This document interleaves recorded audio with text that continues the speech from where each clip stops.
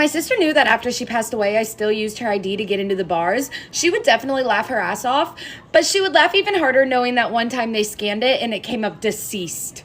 Just to preface, I am 21 now, and fakes are always a bad idea, but to use an ID of somebody that's already deceased is not a good idea. So the college that I went to was in a really small town, and we only had one bar, and because it was a really small bar, they didn't actually scan the IDs, so they would have never known that it was my sister or that she was deceased. I also had been using the ID for the past 2 years, so I had to keep using it, because at that point they knew and recognized me, so it would just be weird if I came in as a completely different person. And I thought I could use that ID in a much bigger town. So one night, instead of deciding to go to the same little bar in the same little town that we were always at, we decided that we were going to go to a bigger club that was in the next town over 30 minutes away. Honestly, I had been using the ID for 3+ years, so it didn't really occur to me what was about to happen. We stood in line for probably 20 minutes waiting to get into the club, and since my ID was like an actual real ID, my friends always made me go first just to make sure that they were in the clear with their ID God IDs. So the barback took my ID and begins to scan it, and the minute he scans it, his face turns stone cold, like he had seen a ghost. Ends up looking at the other barback and is like, will you try scanning this? And I was like, is everything okay? And he was like, yeah, let me just have him scan it real quick. I honestly should have caught on in that moment as to what was going on, but it really just went right over my head. So finally the other barback scans the ID, and he too goes ghost in the face, completely white. After sitting and looking at each other for what seemed like a good 2 minutes, the first barback ends up looking at me and saying, ma'am, this says you're deceased. Our entire group immediately shuts the fuck up, and we all just go silent. I was so humiliated that the only thing that I could get out of my mouth was, oh, that's weird, because I'm right here. Which they obviously didn't find amusing, and they immediately told us we needed to leave. All of my friends immediately took off running, but I was not leaving without that ID. It was my life mission. And honestly, my parents would have killed me knowing I was dumb enough to take it to a big town like that. I really should have just cut my losses, because in that moment, they really could have taken me to jail for like fraud and everything else. But instead, I decided to look at him and I said, yeah, that's actually my dead sister. Can I have the ID back? This man was literally even more terrified than he was before. I think I traumatized him. Like hesitantly handed out my ID like this, and I took it and ran, and I never went back. Story time about how I asked my girlfriend to marry me 3 times and she said no. Disclaimer, this is not my story time. I'm a 27-year-old male. My girlfriend is 33. We started dating 2 years ago. A couple of months in, we started talking about marriage and she sounded really open to it. My dream has always been to get married and have kids. I never thought I would fall in love this hard. I have dated girls before, but I have never put in this much effort. To tell you that I took her to meet my parents 2 weeks after I met her, and even after 2 years, I keep falling in love with her. I'm really close to my parents and I decided to tell them that I wanted to marry her. They told me to go for it. So I planned a very elaborate proposal. I even got her 2 best friends to help me. I hired a photographer, a videographer, and I got the type of ring that I knew she would love from Tiffany's. The day of the proposal, everything went perfect. She showed up looking absolutely beautiful, her friends were hiding behind a bush, and the photographer and the videographer got everything just at the right time. But guess what the problem was? She said no. She told me that she definitely didn't think we were ready for marriage or even to be engaged. This is a fundamental flaw. I don't agree with her. Get ready with me while I tell you guys how my dad accused me of being pregnant at 14 years old. If you know Mexican dads, they're super controlling and super protective. And since I'm the oldest, a mí me tocó todo. My siblings, super easy. This is the J.Lo Beauty sunscreen. I wasn't allowed to have any boyfriends growing up.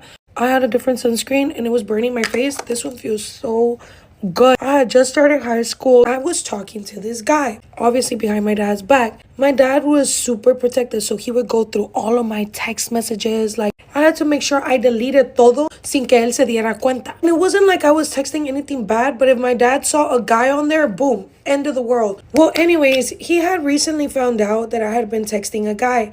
He even pulled up to the school to confront the guy. That's a story for another day. The J.Lo glow. So ever since that day, he had been acting like really extra, chequeándome todo. This thing right here, I don't know what they put in it. Amazing, J.Lo. One day, I hop out of the shower. I'm still like in my toalla. My dad buzzed through my door. I'm like, yo, I'm trying to change. Like, why are you just opening my door like that? Like, lack of privacy. And he's like, are you trying to run away? Run away from where? I just got out of the shower. And then this changed my life forever. He literally said, you probably are pregnant right now. How did you go to the conclusion from me texting a guy to me being pregnant? But this right here, he literally looked me dead in the face and was like, por eso estás más gorda. Not me being 135 pounds con abs. And this man literally looking at me, telling me que I gain weight. And therefore, the only logical conclusion es que yo estoy embarazada. I had just ate some extra tacos that day. Tears running down my eyes. I'm like, I'm not pregnant. I don't even think I had my first kiss by then. Like, somebody call my therapist right now. Tea at my gym. I walk into the steam room, right? I see a couple, or so I thought they were a couple, arguing. You know how when you walk into the steam room and it's like really steamy, you can't really see people, so you really don't know what's going on? I don't have AirPods in because my AirPods were dead. So I sit down and they're arguing, and I think that they thought that I had my AirPods in because everybody that goes in the steam room has their AirPods in, so they're just going back and forth, back and forth, back and forth. This is when I hear her say, we're not together anymore.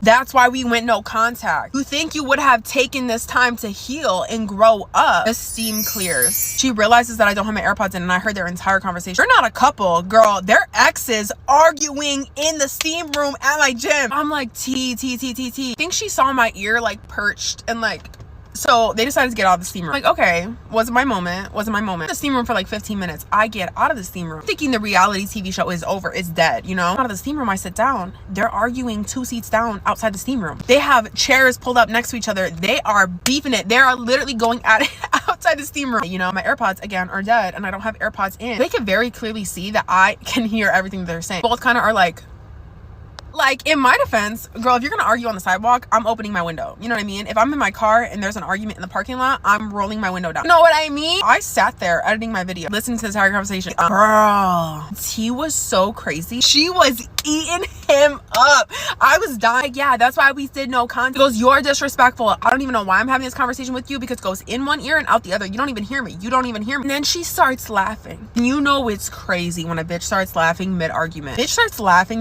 Or a smirk comes like while you're talking. She's like, just know your life is about to end. He goes, hold on a second.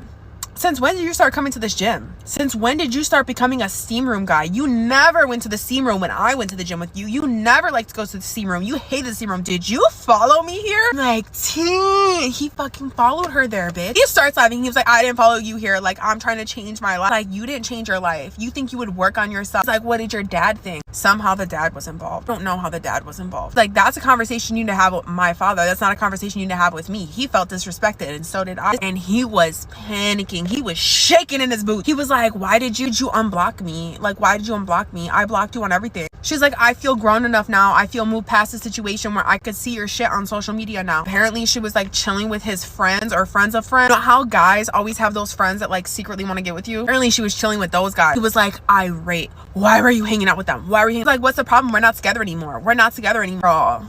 Girl. And then I think my ear was perched a little too much that way. So they go into the locker rooms to like change. I was sitting outside the locker room. Got up and moved to give them their space, right? And they followed me to the locker room, technically. I guess they were gonna go talk in the parking lot. She was eating him up. Honestly, a round of applause, okay? Divine Feminines, we are really in our power. I love to see it.